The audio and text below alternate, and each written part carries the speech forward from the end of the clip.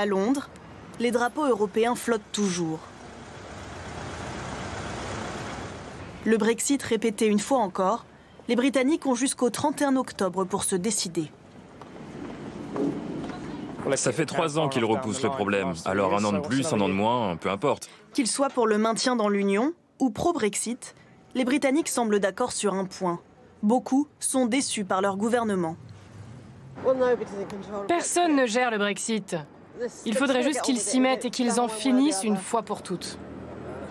C'est du grand n'importe quoi. Malheureusement, c'est gênant. Ok, c'est une tâche difficile, mais personne ne s'en charge correctement. Même grondement au Parlement britannique, où la session avec la Première ministre se transforme en affrontement. La Première ministre s'est accrochée de manière rigide à un plan bancal. Sauf que le temps passe et les Britanniques sont livrés à eux-mêmes. Partout dans le pays, les entreprises, les travailleurs et la population vivent dans l'incertitude. Après le camp travailliste, c'est un député conservateur, militant pour un Brexit dur, qui s'en prend à Theresa May. Est-ce que ma chère Première ministre réalise l'impact de son abandon abject face à l'Union européenne? Est-ce qu'elle réalise les conséquences pour le pays quand elle trahit ses promesses des dizaines de fois pour repousser le Brexit? Va-t-elle démissionner?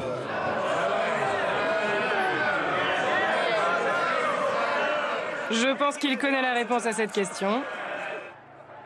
Au fil du temps, le sujet est devenu explosif, avec des manifestations pro-Brexit qui se multiplient devant le Parlement britannique. Et c'est à eux que s'adresse Nigel Farage. Maintenant que le Royaume-Uni participe aux élections européennes, l'europhobe est entré en campagne.